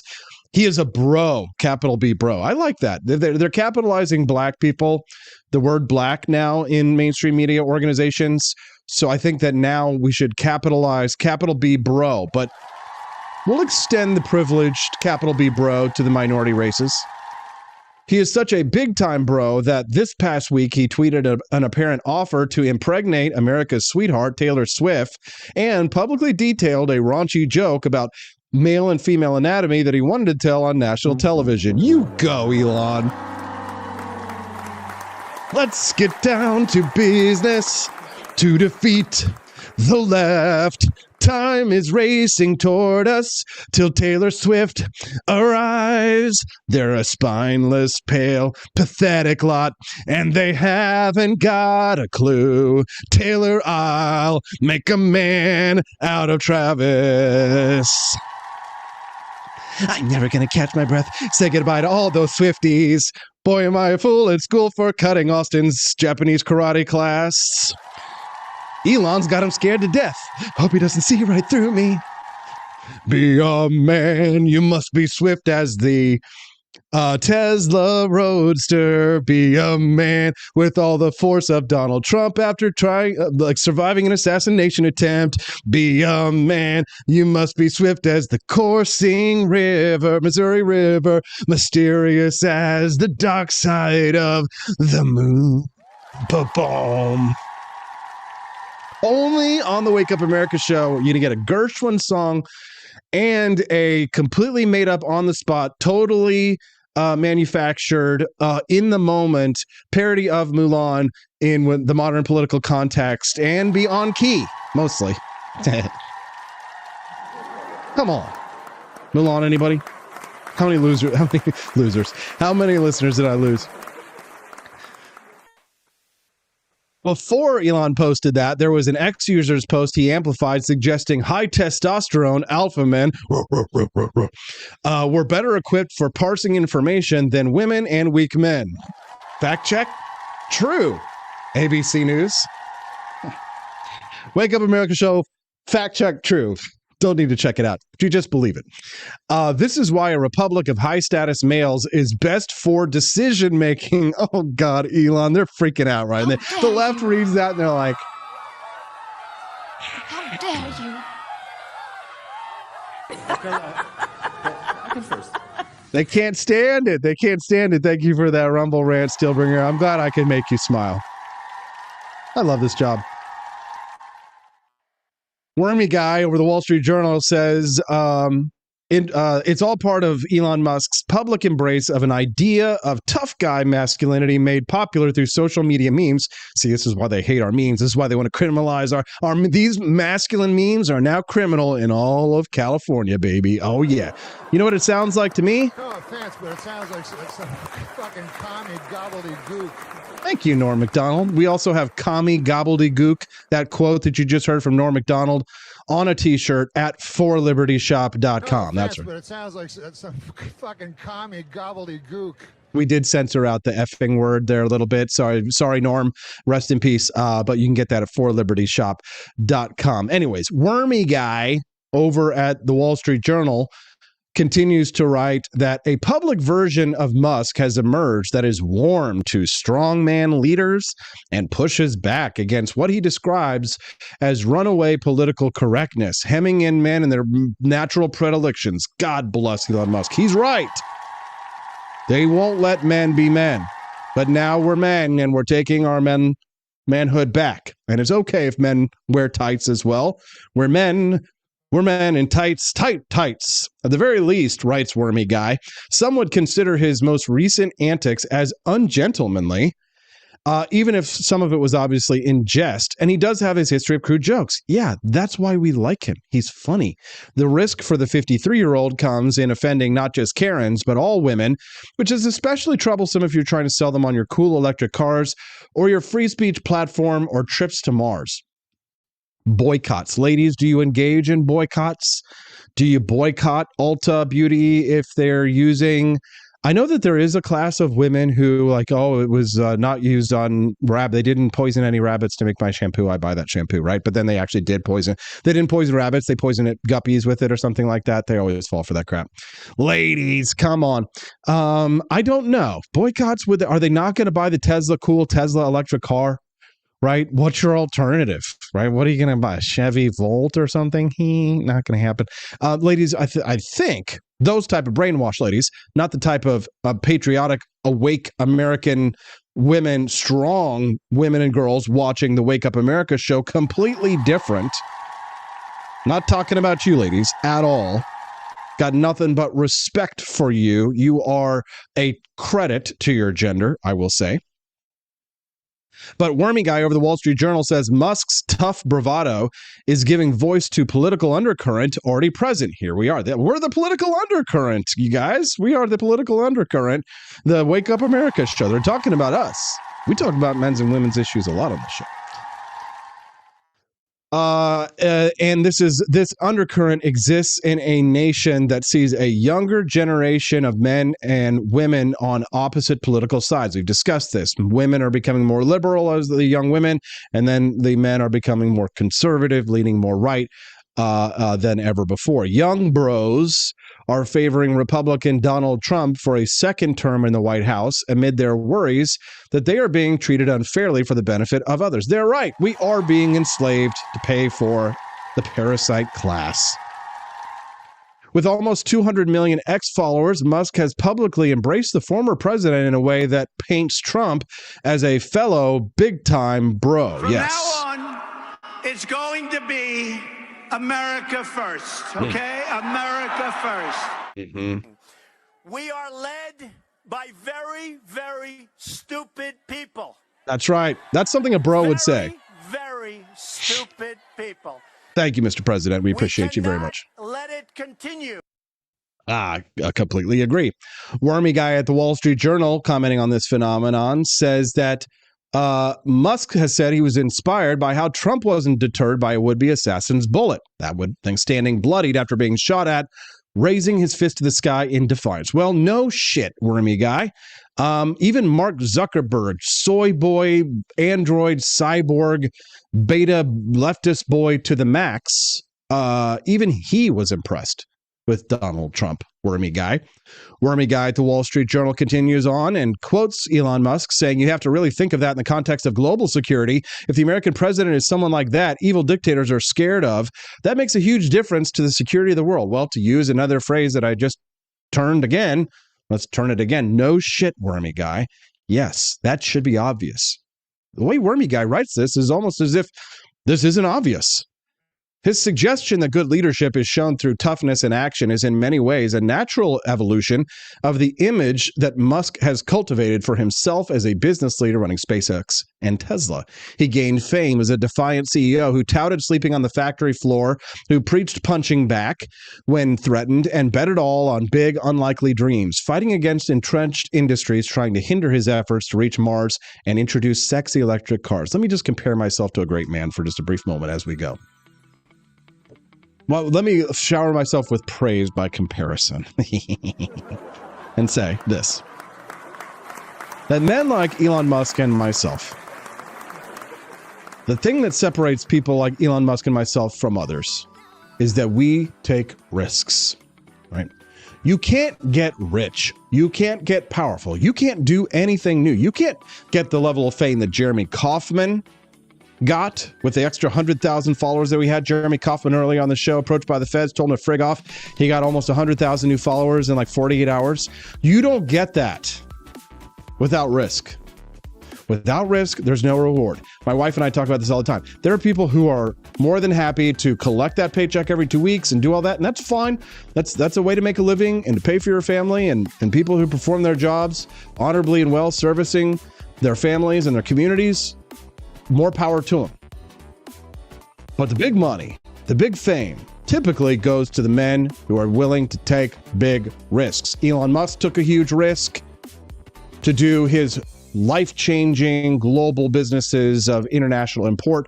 I took a risk betting my family and our future, our entire family's future, my career, on starting a podcast network with our first show, the Wake Up America show, that's now 2 years old. I've taken my name, I've put it on the ballot line. I have wagered my life, my liberty. I have wagered my fortune and my sacred honor on this risk, the gamble that I hope pays off. That if I can fight hard enough, I can produce good enough content, if I can entertain enough people and convince enough people to open their wallets to support this show financially and through other means, clicking like, subscribing, and following the channel. I know inflation is killing a lot of people, but if you're a monthly subscriber to the Wake Up America show, this is for you. And if you're a man, you get a bonus point on your man card if you are a monthly subscriber. If you're a lady, Well, you get a beautiful new apron to wear in the kitchen at forlibertyshop.com. I'm just kidding. It's a free country. You can do as you please, ladies. No guts, no glory, no risk, no reward. The Wake Up America show, now part of the For Liberty Network. That's 2 new shows coming this fall. I'm so excited, guys. A little bit of behind the scenes stuff. So a lot of the cameras that I had in the studio I had to ship out, send to Daniela, send to King Libertarian and all that. And now they're all getting the final equipment has finally arrived. And I don't know if you saw Daniela's video that she posted on the For Liberty Locals page yesterday. Awesome video of her breakdown of the presidential debate, and she looks amazing, right, with all the new lights and equipment and things that I've been sending her. Wait until she has her new show, Culturama. I've got the preview for the new show, Liberty Tonight, waiting in my inbox. I'm going to check that out today and watch that. It's all coming together, guys. A triumvirate of powerful libertarian content happening because people like you made it happen, right? I took the risk, and they say leap in the net will appear. Well, you guys were the net. You've watched the show. You clicked the like button. You've been there early in the mornings. You've been a supporter. You've bought the shirts. You've bought the coffee. Thank you for everything that you do to help make this happen. And, you know, for taking a little risk on your own family's fortune and spreading a little bit over here so I can also feed that baby. Have a wonderful day, guys. We'll see you guys right back here tomorrow on the Wake Up America show on the For Liberty Network.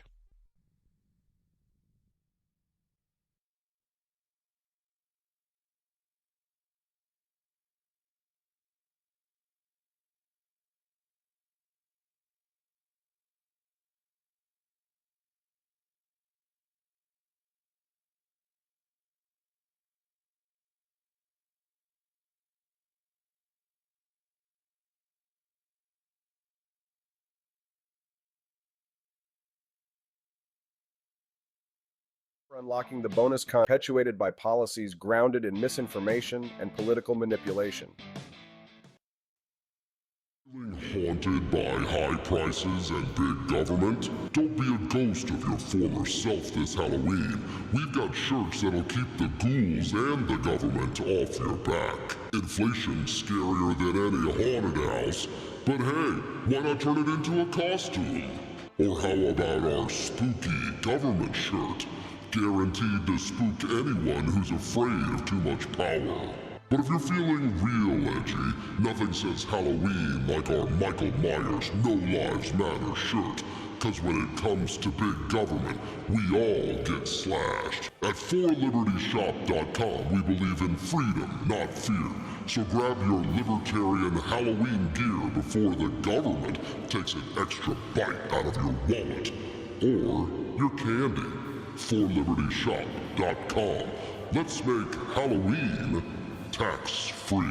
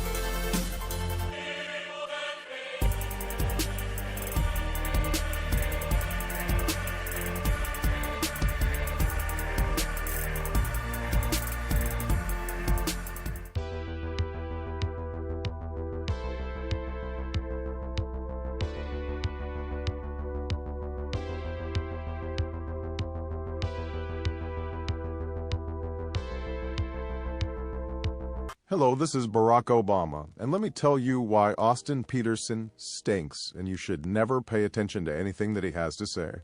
First of all, he's a libertarian, and we all know libertarians are idiots. They don't realize how important government is to everything that we do. I recently became aware that Austin has opened up a libertarian shop at apforlibertyshop.com. Now, I'm asking you as a personal favor to me that you never ever visit apforlibertyshop.com with all of the great liberty merchandise there, the last thing that we need to do is to get people spreading this message around the country, because then they might start thinking that they don't need government. And that's the last thing that good Democrats like us want. So if you love democracy, like me, and hate freedom, then don't visit AP for Liberty Shop. Like I said, whatever you do, do not visit apforlibertyshop.com. I'm Barack Obama, and I approve this message.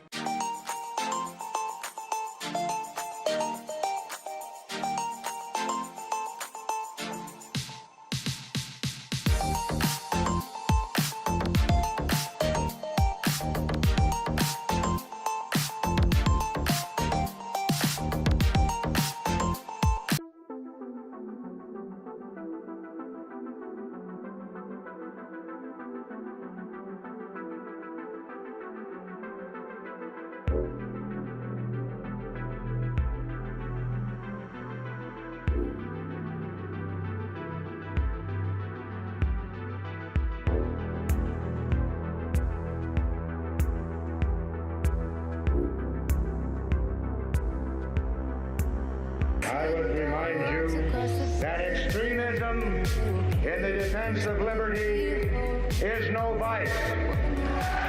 It is better to settle these matters in the courts than on the streets, and new laws are needed at every level. But law alone cannot make men see right.